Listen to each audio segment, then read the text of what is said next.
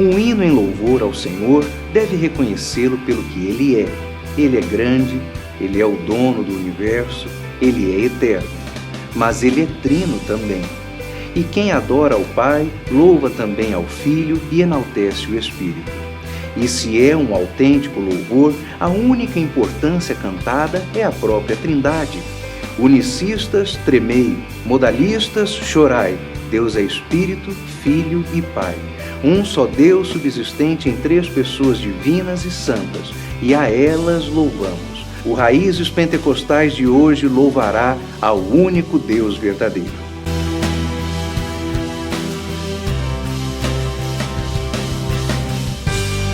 Meus amados irmãos, a paz do Senhor Jesus Cristo, sejam todos muito bem-vindos a mais uma edição do Raízes Pentecostais. Outra vez, porque Deus é bom, estamos juntos aqui, o irmão Mike. Paz do Senhor, pastor, paz do Senhor, irmãos. E também eu.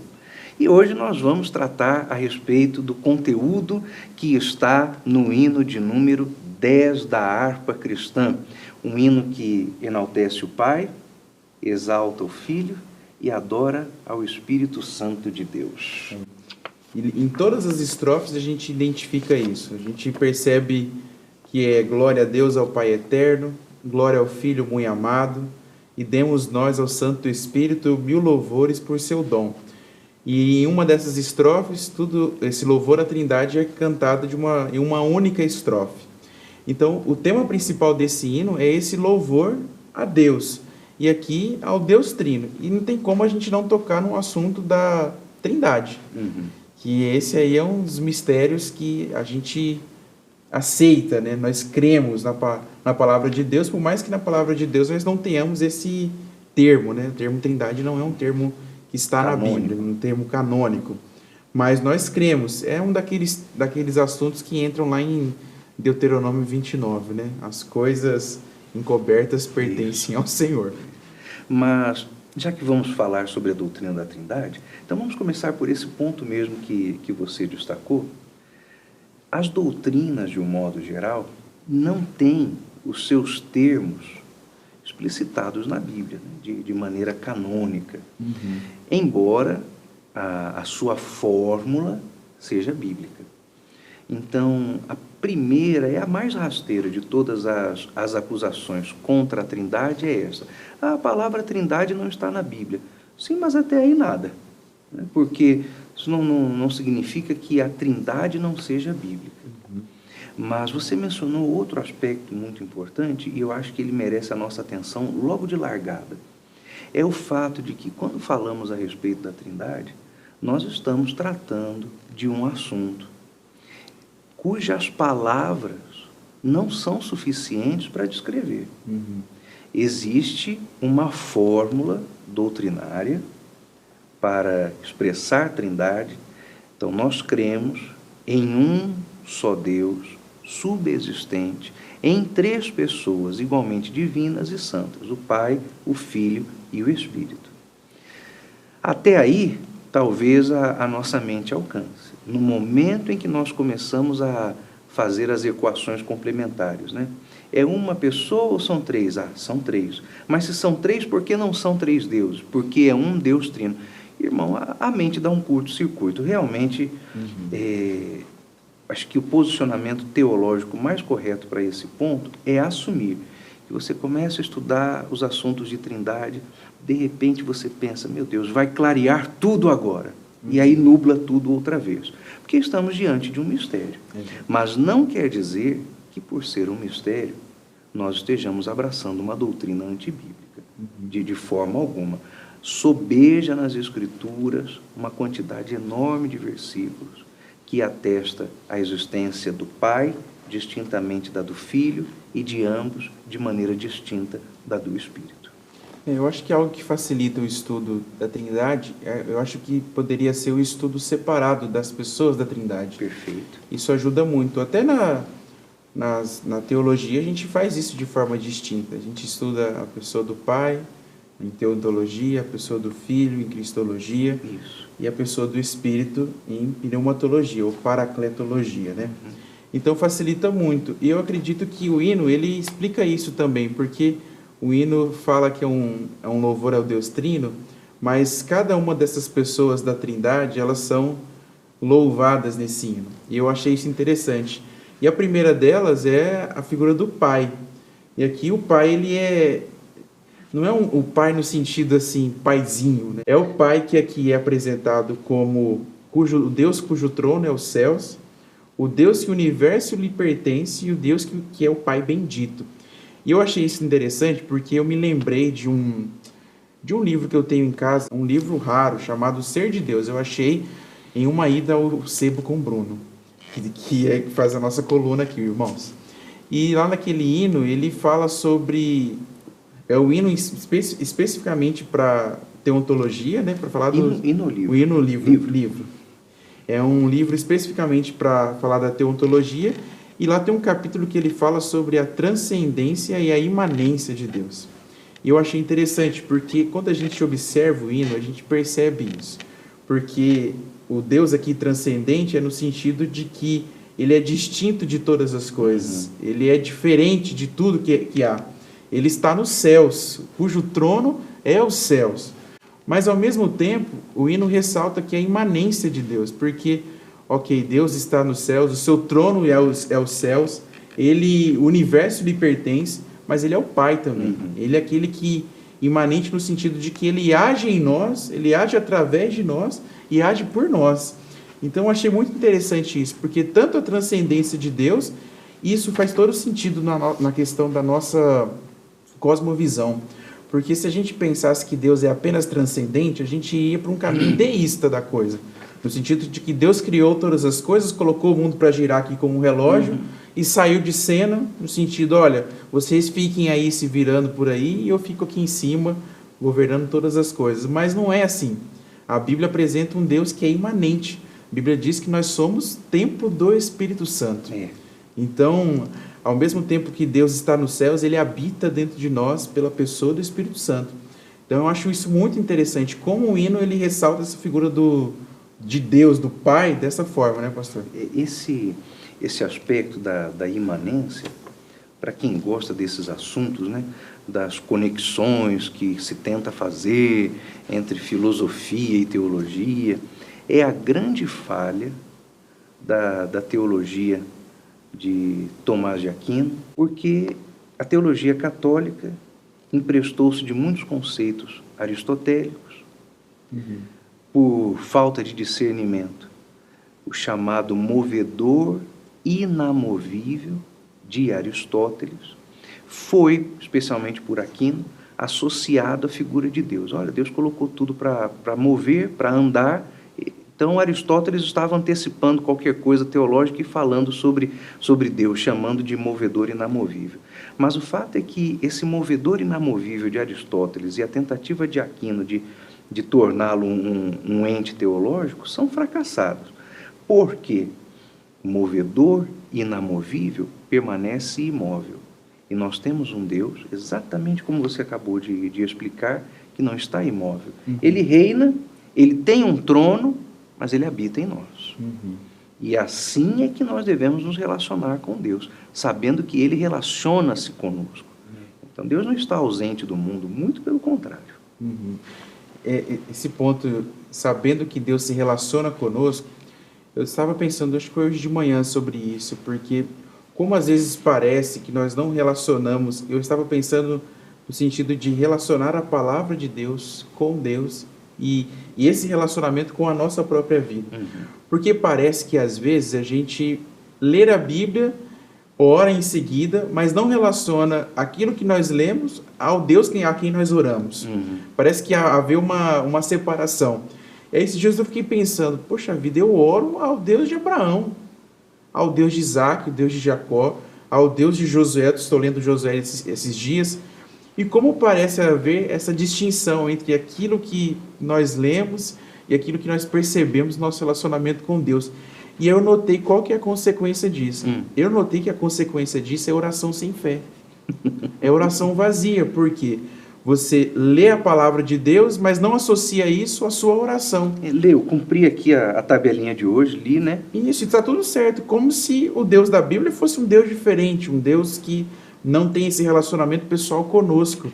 Então eu acho que a gente tem que tomar muito cuidado com isso, porque é isso que define, que é a base da nossa fé num certo ponto, porque nós relacionamos aquilo que lemos na palavra de Deus com aquilo que nós vivenciamos na nossa própria vida. E eu achei isso muito interessante. E aí o hino segue, né, pastor? E fala também, pelo que eu separei aqui, algo que eu achei muito, muito bom, porque tem um trecho na segunda estrofe que diz assim: dai-lhe glórias, ó remidos. Eu fiquei pensando assim, olha, realmente na palavra de Deus, quem dá glória a Deus são os servos dele. Porque o ímpio não se preocupa com isso. De forma alguma. Não se preocupa. E a gente percebe isso no relacionamento de Deus com o povo de Israel. Como Deus chama o povo de Israel para ser uma nação distinta, para ser um povo diferente. E como Deus chamou a igreja para ser o sacerdócio dele, um povo lavado, um povo remido, um povo santo.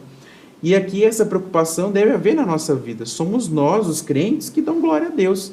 O ímpio não está se preocupando com isso. O motivo, aliás, pelo qual somos chamados a glorificar é exatamente a salvação, né? Pois seu sangue limpa o pecador. E eu acho, irmão Mike, queridos irmãos, que talvez aí esteja parte da resposta da obstinação de Israel em se revoltar contra Deus. Porque se eu dou glória a Deus porque Ele redime o pecador, então eu estou glorificando a Deus, reconhecendo a minha condição de pecador. Mas os israelitas não tinham essa postura não, né? A postura deles é: somos o povo escolhido, temos o monopólio do Messias, nós merecemos o que nós temos. E assim eles trocavam de Deus sempre que imaginavam que o Deus a que serviam não estava à altura das suas aspirações. Então não havia reconhecimento da necessidade de remissão por parte do povo judeu. Por isso que esse povo pecava obstinadamente contra o Senhor. Esse é o termo, era um povo de coração obstinado. Pecava com vontade. Com vontade. Eu li hoje pela manhã o texto bíblico que fala de quando tem aquela ocasião em que Acã, ali na entrada do povo de Israel em Jericó, o Senhor fala para o povo: olha, vocês não peguem nada, não tomem nada. E aí a Bíblia diz que a vitória sobre Jericó é uma vitória maravilhosa, e depois a gente vê que Acã, ele toma alguns bens ali, ele toma uma capa babilônica, um pouquinho de ouro, e guarda dentro da sua cabana. O povo de Israel vai sair para guerrear contra um outro povo e perde. A Bíblia diz que cerca de 36 israelitas morrem ali. E aí vamos descobrir por quê. Josué fica revoltado: Senhor, por que a gente está perdendo? O Senhor não disse que a gente ia vencer? Aí Deus fala para Josué: olha, eu disse para vocês não pegarem nada, mas no meio do povo de Israel tem alguém que fez isso. Aí Deus chama a tribo ali a tribo de Judá, e vai selecionando até chegar em Acã. E Acã vai lá, pega dentro da cabana dele, escondeu debaixo ali tudo que ele tinha guardado. Era um povo de coração obstinado, que não dava glória a Deus em muitas circunstâncias. Era um povo difícil. Outro ponto que nós temos é a adoração ao Espírito Santo. É algo que merece a nossa atenção, mas vamos fazer o seguinte: antes de irmos à adoração do Espírito, vamos convidar o irmão Bruno, porque ele hoje vai trazer para a nossa meditação não apenas uma sugestão de leitura, mas uma sugestão de leitura bem interessante, porque hoje ele vai destacar o verbete de um dicionário teológico. Então não será apenas a recomendação do livro dicionário, mas a atenção especificamente à adoração e ao modo como ela está definida nesse dicionário. Querido irmão Bruno, seja muito bem-vindo. Traga-nos a coluna literária do programa de hoje. Paz do Senhor, meus irmãos. Hoje falaremos a respeito da diferença que há entre o louvor e a adoração. Para isso, teremos como apoio o livro O Novo Dicionário da Bíblia, editado por J.D. Douglas e publicado em português por Edições Vida Novas. Esse é um dicionário que trata de algumas das importantes palavras que aparecem ao longo do texto bíblico. Nesse dicionário, temos mais de 2.200 verbetes de informações bíblicas. Aqui temos verbetes de estudos bíblicos, de pessoas, lugares, geografias e até mesmo sobre grandes doutrinas bíblicas, e estudos de livros bíblicos inteiros. Hoje, a nossa atenção será para a adoração. A Bíblia está cheia de versículos que vinculam a ideia de adorar a prostrar-se ou ajoelhar-se diante de Deus. A atitude de prostrar-se significa mais do que respeito. Por exemplo, por mais que nós respeitamos os nossos chefes no trabalho, você não se lança no chão diante deles. Prostrar-se diante de alguém significa reconhecê-lo como seu Senhor. Adorar a Deus é reconhecê-lo como nosso Senhor, tanto nas palavras como nos atos. Por isso, na adoração, as palavras são insuficientes. Vamos ler agora o capítulo 29 de Isaías e o versículo 13. Diz assim: Porque o Senhor disse: Pois este povo se aproxima de mim, e com a boca e com os seus lábios me honra, mas com o seu coração se afasta para longe de mim. E o seu temor para comigo consiste só em mandamentos de homens, em que foi instruído. Nossa adoração formal aos domingos é uma mentira, se Deus não é verdadeiramente o nosso Senhor durante o restante da semana. A adoração, portanto, significa a nossa entrega a Deus como nosso Senhor absoluto. O louvor, no seu uso comum, quer dizer elogio, e refere-se à expressão individual ou coletiva de reconhecimento das qualidades de uma pessoa. Normalmente está associado à gratidão. Louvor reconhece e elogia o que Deus é e faz. Ações de graça se refere ao que Ele fez por nós. Assim, agradecemos a Deus pelo que Ele nos faz e o louvamos pelo que Ele é. A nossa devoção a Deus é baseada no tanto que o conhecemos. Por isso o Senhor Jesus nos diz para que o amemos de todo o nosso coração, de toda a nossa alma e de todo o nosso entendimento.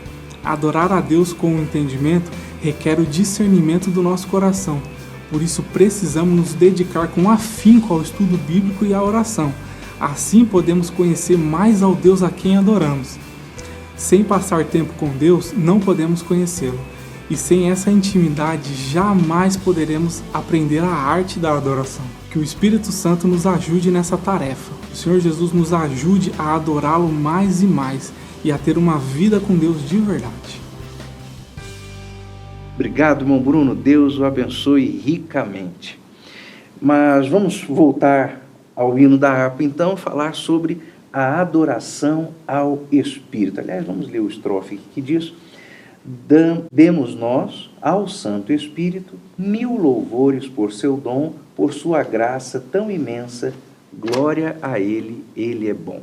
Na harpa cristã, vez por outra, o próprio batismo com o Espírito Santo é chamado de dom, né? Mas é um posicionamento bíblico, é um posicionamento teológico. Aliás, é por aí que as portas para os dons se nos abrem, né? Pelo batismo com o Espírito Santo. Nós só não podemos incorrer no erro de concluir que o falar em línguas que evidencia o batismo seja o mesmo dom de variedade de línguas, porque não é, são coisas distintas. Mas é o batismo com o Espírito Santo, sem dúvida alguma, e 1000 louvores ao Espírito por causa do seu dom. Mas nas nossas preparações para esse programa, você levantou uma questão bem interessante. Qual que era? Eu perguntei, irmãos, ao pastor se havia algum texto bíblico que poderia basear esse louvor ao Espírito Santo, porque ao Pai, ao Filho, a gente encontra de forma mais fácil, né? Mas ao Espírito eu não me lembro de ter lido. Quando a glorificação ao Espírito dá-se?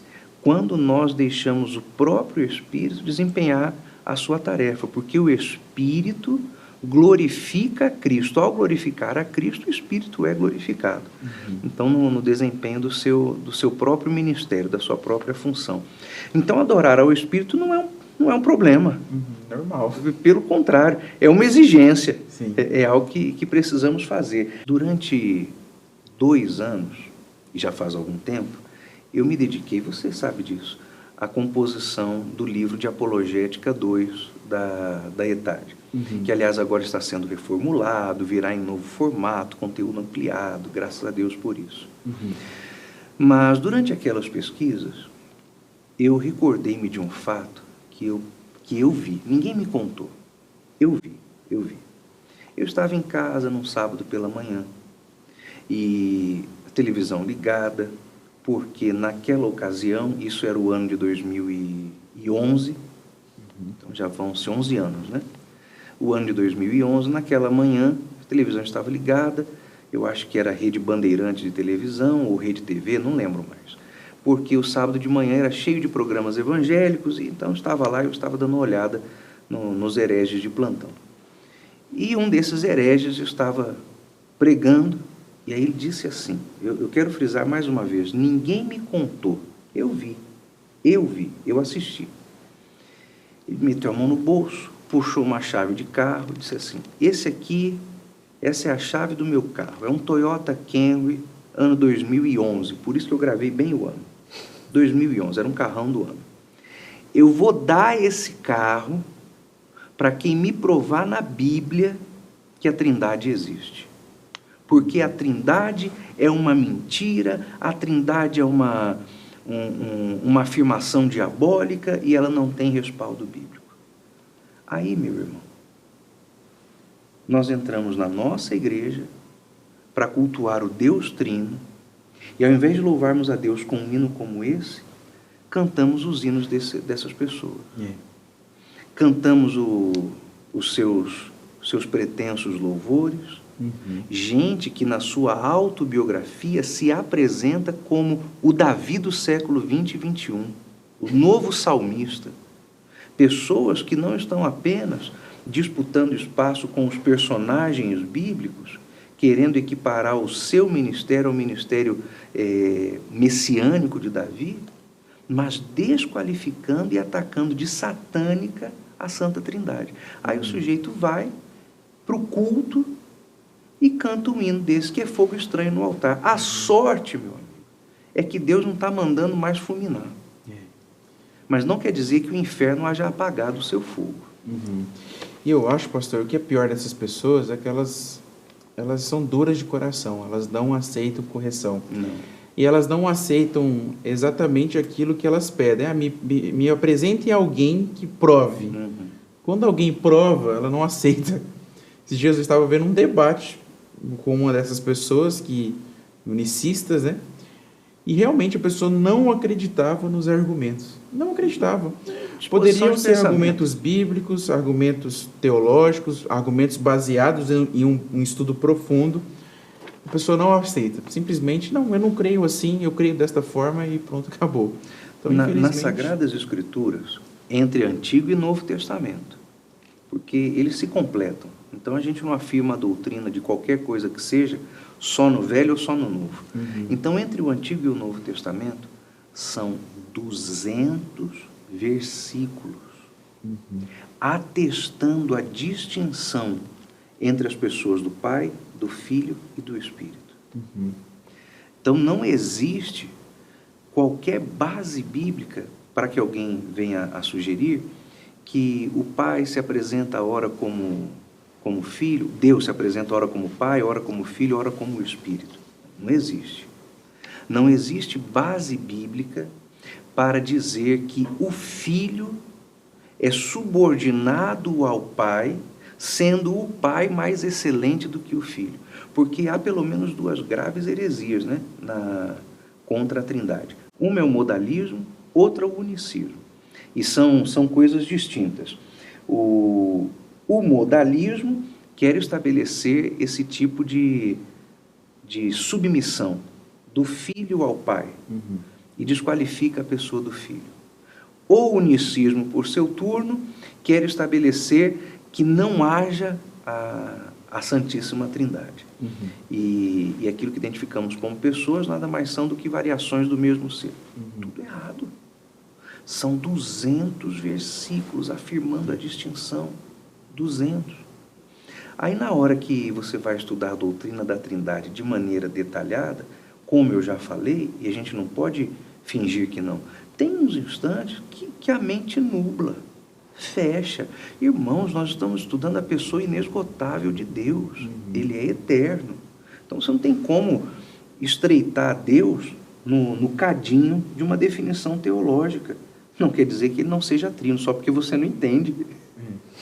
Tomem essa, né? Pois é. Realmente. Então, são coisas muito sérias. Eu gostaria de recomendar aos nossos irmãos, nós temos aqui nos assistindo pastores, líderes de jovens, ministros de música em suas igrejas.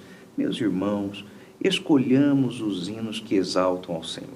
Voltando um pouquinho, irmão Mike, a estrofe de número 2, que glorifica o Filho, nós temos bastante coisa para destacar do nosso Salvador. Sim, pastor, aqui a pessoa do Filho, do Senhor Jesus, ele é apresentado como Cordeiro, ele é apresentado como Redentor e como Salvador.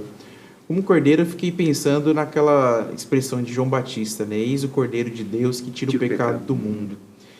E ali no Antigo Testamento, a gente tem o sistema de sacrifícios, né?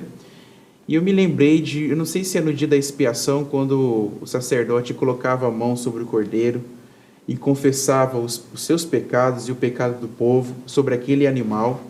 E eu me lembrei dessa passagem porque ali indica não apenas uma identificação com aquele sacrifício, mas indica também uma substituição, porque o cordeiro seria morto. Então a gente vê essa expressão de Jesus como o Cordeiro de Deus exatamente nesse sentido de ele ser o nosso substituto. Nós não apenas nos identificamos com o sacrifício de Cristo, mas ele é aquele que morreu no nosso lugar. Então a figura do Cordeiro ali é importante. E também o Senhor Jesus também é chamado aqui como aquele que é o nosso Redentor. E aí eu me lembrei da questão do resgatador lá no Antigo Testamento. Tinha um resgate de propriedades, tinha um resgate de pessoas, de bens. E a gente vê que era realmente tomar aquela pessoa, tomar aquela conta para si e resgatá-la, dar a ela uma certa dignidade, né? Que talvez ela tenha perdido no sentido de resgate de propriedade, resgate de escravos. E a gente vê que é exatamente isso que o Senhor fez conosco. A Bíblia diz que ele veio para dar a sua vida em resgate de muitos. Então a gente vê o que a gente está cantando quando a gente canta o hino da harpa, não é simplesmente uma expressão vazia, é algo muito profundo, né? A primeira epístola de João diz que Deus enviou Cristo ao mundo para que nós vivêssemos nele. Então se trata de substituição de Cristo, aliás, nossa em Cristo, porque se nós fôssemos morrer, ainda que pela vida cada um, pela sua própria vida, não teria valido nada. Exatamente. Então, nós temos a vida que Deus nos dá na vida de Cristo. Cordeiro de Deus que tira o pecado do mundo. Ele também é o nosso Redentor. Aí você diz tão bonito, ele dá a dignidade de volta, né? A dignidade que foi perdida no jardim do Éden, quando do pecado. E meu irmão, eu sei que já falamos disso, mas vamos ter que dizer de novo. Se há alguma coisa que define a adoração como sendo algo agradável a Deus, sem dúvida alguma, não é apenas a adoração reconhecendo o lugar que Deus tem, mas a adoração fazendo o homem voltar para o lugar que lhe cabe. Porque o que merecemos? Absolutamente nada. Meus amados irmãos, chegamos ao final das meditações a respeito desse tema tão interessante sobre a Santíssima Trindade, e como todas as vezes nós vamos encerrar o nosso programa louvando ao Senhor Jesus Cristo com esse hino, mas também acompanhando a mensagem devocional através do irmão Alexandre Valeriano. Irmão Mike, Deus abençoe. Até o nosso próximo programa, meus irmãos, em nome de Jesus. Irmão Alexandre, seja bem-vindo.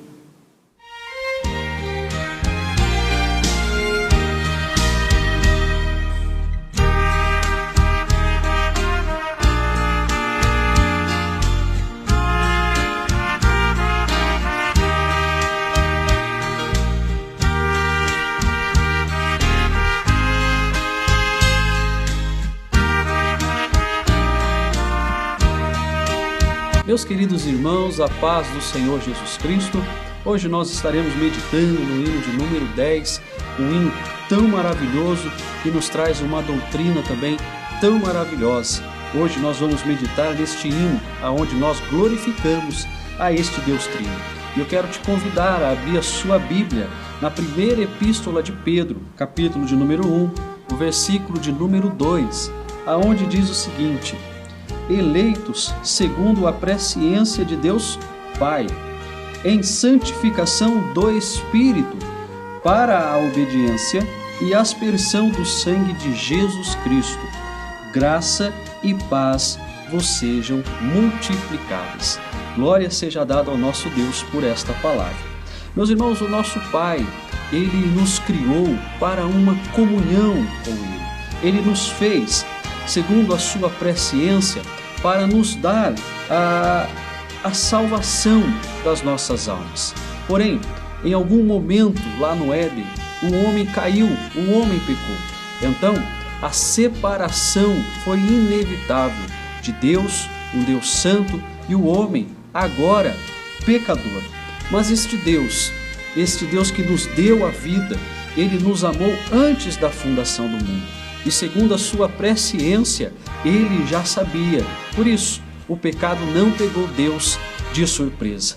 Sendo assim, este nosso Deus, o Pai eterno, nos enviou o seu Filho, Jesus Cristo, aquele que não usurpou ser igual a Deus, antes esvaziou-se a si mesmo, tomando a forma de homem, e como um cordeiro santo e imaculado, foi imolado por causa dos nossos pecados. Deus o Pai enviou o teu Filho amado, e este assim se entregou por mim, se entregou por você, e o preço de morte, o preço de sangue, estava sobre sua vida. Foi necessário, porque para unir o homem a Deus, para remir o homem do pecado e novamente termos a reconciliação com o Senhor, precisaria haver sangue e derramamento de sangue. Ele se propôs a isso e Ele se entregou por nós para unirmos novamente com o Pai e sermos novamente um em Cristo, assim com o Pai. Por isso, irmãos, o Deus Pai enviou o teu Filho, que nos lavou, que nos purificou, nos fez nova criatura para alcançarmos aquilo que, segundo a presciência de Deus, nos elegeu para a salvação da nossa alma. Mas, uma vez que nós o aceitemos, uma vez que nós nos entregamos a Jesus Cristo, uma vez que nós de todo o coração confessamos pela fé que Ele nos purificou, que Ele nos salvou e vivemos para Ele, passamos agora a uma vida de santificação, uma vida de separação, uma vida onde nós correremos, aonde caminharemos, aonde lutaremos, segundo a vontade de Deus para viver como novas criaturas. Sendo assim, agora, uma vez limpo pelo sangue de Jesus Cristo, caminhemos rumo à santificação com santificação para alcançarmos a coroa da vida, porque sem a santificação ninguém pode ver a Deus. Sendo assim, Ele, o nosso Senhor Jesus Cristo, foi ao Pai e nos deu o ajudador, que é o Espírito Santo da promessa. Esse ajudador, agora conosco, nos ajudando em nossas fraquezas, nos ajudando em nossas limitações, orando por nós, nos revestindo, nos dando todo o auxílio e nos capacitando para conseguirmos renunciar ao pecado e assim alcançar o rumo da salvação de nossas almas. Por isso, este Deus Trino, Ele faz parte de nossas vidas. Este Deus Trino faz parte da nossa caminhada. Sem este Deus Trino, não estaríamos aqui. Por isso, esta noite é uma noite de darmos glória. Glória ao Pai bendito que enviou o seu Filho. Glória a Jesus Cristo que se entregou naquela cruz por mim e por você. Glória ao Santo Espírito que nos ajuda, que nos reveste, que nos capacita. Glória seja dada a este Deus Trino. Que o Senhor Jesus Cristo, o nosso Deus e Pai e o Espírito Santo sejam sobre a vida de cada um dos irmãos, em nome de Jesus.